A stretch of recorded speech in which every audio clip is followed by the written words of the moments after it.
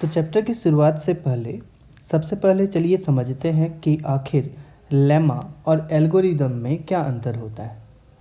यदि हम लेमा और एल्गोरिदम के बीच के अंतर को समझ जाएं, तो आसानी से हम किसी भी प्रॉब्लम को, चाहे किसी भी तरीके का क्वेश्चन हो, यदि उसे हम लोगों को शो करना है या फिर प्रूव करना है या फिर सॉल्व करना है, तो हम किसी भी तरीके के प्रॉब्लम को समझ सकते हैं। क्योंकि जो सॉल्यूशन है यूक्लिड्स डिवीजन एल्गोरिदम का या फिर यूक्लिड्स डिवीजन लेमा का, ये इसी चीज़ पर टिका हुआ है कि आखिर लेमा और एल्गोरिदम में क्या अंतर होता है। तो लेमा किसे कहा जाता है? तो a lemma is a proven statement which is use to prove another statement. कि एक लेमा क्या है? तो एक ऐसा स्टेटमेंट जिसका हम लोग यूज़ करते हैं किसी दूसरे स्टेटमेंट को प्रूव करने के लिए। मतलब कि जब भी हम लोगों को क्वेश्चन सो दैट से होगा, जब हमें क्वेश्चन दिया रहेगा सो दैट, तो जब कभी हमें क्वेश्चन सो दैट से दिया रहेगा तो हम सबसे पहले वहाँ पर देखेंगे कि किस तरीके के सो दैट का बात कर रहा है। उस हिसाब से हम वहाँ पर लेमा लगाएंगे। तो जब हमें सो दैट कहा जाए या फिर प्रूव दैट कहा जाए तो हम वहाँ पे क्या करेंगे? तो लेमा लगाएंगे। तो लेमा क्या है? तो लेमा एक प्रूवन स्टेटमेंट है जो पहले से प्रूव किया हुआ है। मतलब क्या कि इसे हमें प्रूव करने की ज़रूरत नहीं है, और चूँकि इसे प्रूव करने की ज़रूरत नहीं है तो हम इस स्टेटमेंट का, जिसको हम लेमा कह रहे हैं, इसका यूज़ करके हम किसी दूसरे स्टेटमेंट को प्रूव करेंगे। आगे चलते हैं एल्गोरिदम की तरफ कि एल्गोरिदम क्या है। तो एक एल्गोरिदम जो है एक सीरीज है बहुत सारे स्टेप्स का। हम बहुत सारे स्टेप्स फॉलो करते हैं। स्टेप्स फॉलो करते हैं मतलब क्या?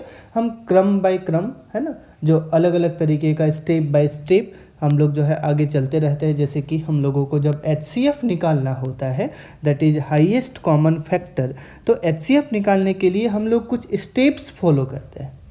जब हमें LCM निकालना होता है तो हम वहाँ पर कुछ स्टेप्स फॉलो करते हैं। जब हमें डिवाइड करना होता है तो हम वहाँ पर कुछ स्टेप्स फॉलो करते हैं। उन सभी जगहों पे हम क्या लगाते हैं? तो उन सभी जगहों पे हम लोग एल्गोरिदम शब्द का यूज़ करते हैं। तो एक एल्गोरिदम क्या है? तो एक एल्गोरिदम एक सीरीज है बहुत सारे स्टेप्स का, जिसका हम यूज़ करते हैं किसी एक पार्टिकुलर प्रॉब्लम को सॉल्व करने के लिए। कोई हमें एक प्रॉब्लम दिया है, उसको सॉल्व करना है, तो हम वहाँ पे क्या लगाएंगे? तो वहाँ पे एल्गोरिदम लगाएंगे। इस चीज़ का आपको ध्यान रखना है कि कहाँ पर आप एल्गोरिदम लगा रहे हो और कहाँ पर लेमा लगा रहे हो। तो जब आपको कोई भी स्टेटमेंट दिया हुआ हो और उस स्टेटमेंट को आपको कहा जाए कि आपको उसको शो करना है, लिखा रहेगा सो दैट, है ना, तो आपको जब सो दैट लिखा रहेगा तो हम वहाँ पर क्या लगाएंगे? तो वहाँ पर हम लोग लेमा लगाएंगे। जब हम लोगों को बोला जाएगा फाइंड दैट, है ना, जब हमें कहा जाएगा कि ये फाइंड कीजिए, तो आपको जब फाइंड करने के लिए कहा जाए तो फाइंड करने के लिए हम लोग क्या लगाते हैं? तो एल्गोरिदम लगाते हैं। तो आपको इस चीज़ का ध्यान रखना है कि कब आप लेमा लगा रहे हो और कब आप एल्गोरिदम लगा रहे हो। आशा करता हूँ आप लोगों को ये कंसेप्ट समझ में आया होगा। अब बढ़ते हैं हम लोग इसके बाद का जो अगला कंसेप्ट है उस पर। तो इसके बाद हमें समझना है यूक्लिड्स डिवीजन लेमा, कि आखिर यूक्लिड का जो डिवीजन लेमा है वो हमें क्या कहता है और यूक्लिड का जो डिवीजन एल्गोरिदम है वो हमें क्या कहता है। तब जाके हम एक्सरसाइज 1.1 के क्वेश्चंस को आसानी से समझ पाएंगे। तो यूक्लिड का जो डिवीजन लेमा है ये हमें कहता है कि given positive integers a and b, कि यदि हमें कोई दो इंटीजर दिए हुए, और इंटीजर कैसे होने चाहिए? इंटीजर होने चाहिए पॉजिटिव। जितने भी पॉजिटिव इंटीजर है, पॉजिटिव इंटीजर किसको कहते हैं? मान लेते हैं हमारे पास कोई एक नंबर लाइन है, तो इस नंबर लाइन में हम लोग जानते हैं ये 0 है। 0 के लेफ्ट की तरफ हम लोग लिखते हैं क्या? तो नेगेटिव इंटीजर्स को, और 0 के जो राइट की तरफ नंबर्स हम लोग लिखते हैं वो सभी के सभी पॉजिटिव इंटीजर्स होते हैं। तो 0 से राइट की तरफ जब हम लोग जाएंगे तो जो भी हम लोगों को इंटीजर मिलेगा वो सभी इंटीजर्स क्या होंगे? वो सभी इंटीजर पॉजिटिव होंगे। तो हम लोगों को यूक्लिड का जो डिवीजन लेमा है वो कहता है कि given positive integers a and b, कि यदि हमें दो पॉजिटिव इंटीजर दिए हुए हैं, कौन कौन से पॉजिटिव इंटीजर है? एक a है और एक b है। इस a और b का एक सिग्निफिकेंस है, हम लोग आगे समझेंगे। तो जब हम लोग दो पॉजिटिव इंटीजर a और b दिया होगा, और ऐसे केसेस में क्या होगा कि there exist a unique integer, हम लोगों को वहाँ पर एक यूनिक इंटीजर मिलेगा, जो कि यूनिक इंटीजर कौन कौन सा मिलेगा, तो हमें q मिलेगा और r मिलेगा। ऐसा तभी होता है जब हम लोग डिवीजन एल्गोरिदम या फिर डिवीजन लेमा लगाते हैं।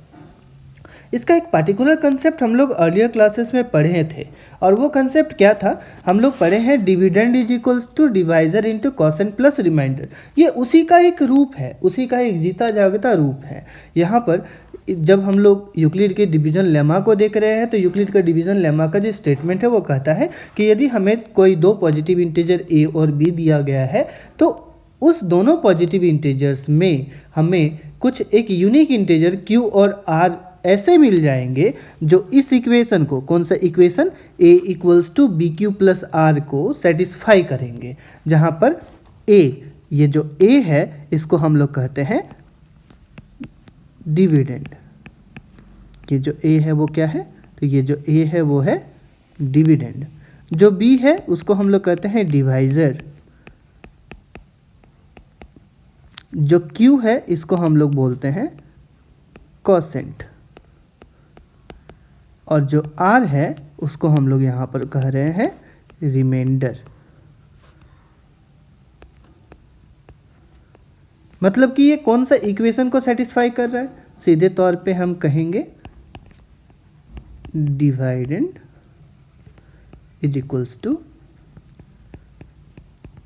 Divisor into quotient plus reminder.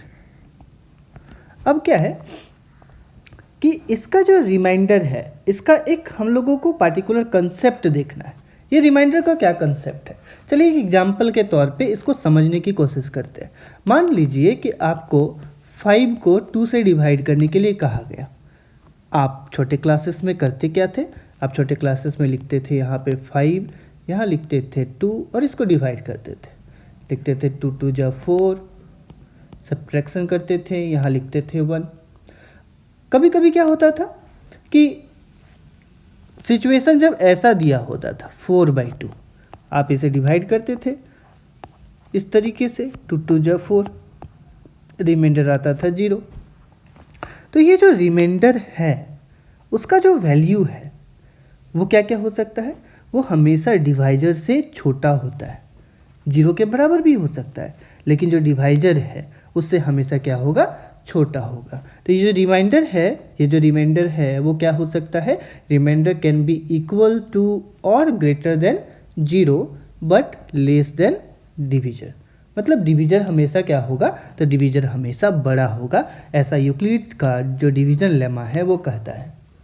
जब हम इसके एल्गोरिदम की तरफ बढ़ते हैं, तो एल्गोरिदम की मदद से हम क्या करेंगे, एल्गोरिदम की मदद से हम किसी एक प्रॉब्लम को सॉल्व करेंगे। जैसे कि ये जो 5 है उसको जब हम लोग डिवाइड किए 2 से, तो इसको हम लोग तो कुछ ऐसे भी लिख सकते हैं ना, 5 इज इक्वल्स टू वट, तो 2 मल्टीप्लाई बाई 2 प्लस 1। तो ये एक प्रॉब्लम सॉल्विंग टेक्निक है। तो जब कभी हम इस तरीके के प्रॉब्लम सॉल्विंग टेक्निक का यूज़ कर रहे हों तो उसको हम लोग कहते हैं एल्गोरिदम। लेकिन जब हम उस स्टेटमेंट का यूज़ करके हम किसी दूसरे स्टेटमेंट को प्रूव कर रहे होंगे तो वो हम लोगों के लिए क्या कहलाएगा, उसे हम लोग कहेंगे लेमा। चलिए अब बढ़ते हैं क्वेश्चंस की तरफ, समझते हैं कि किस किस तरह का क्वेश्चन एक्सरसाइज 1.1 पे दिया गया है, और फिर उसे हम लोग सॉल्व करने की कोशिश भी करेंगे अलग अलग तरीके से। और हम लोग डिफरेंट टाइप के जो क्वेश्चंस है, जैसा कि CBSE हर साल क्वेश्चंस पूछता जाता है, उस तरीके के डिफरेंट क्वेश्चंस को भी करेंगे।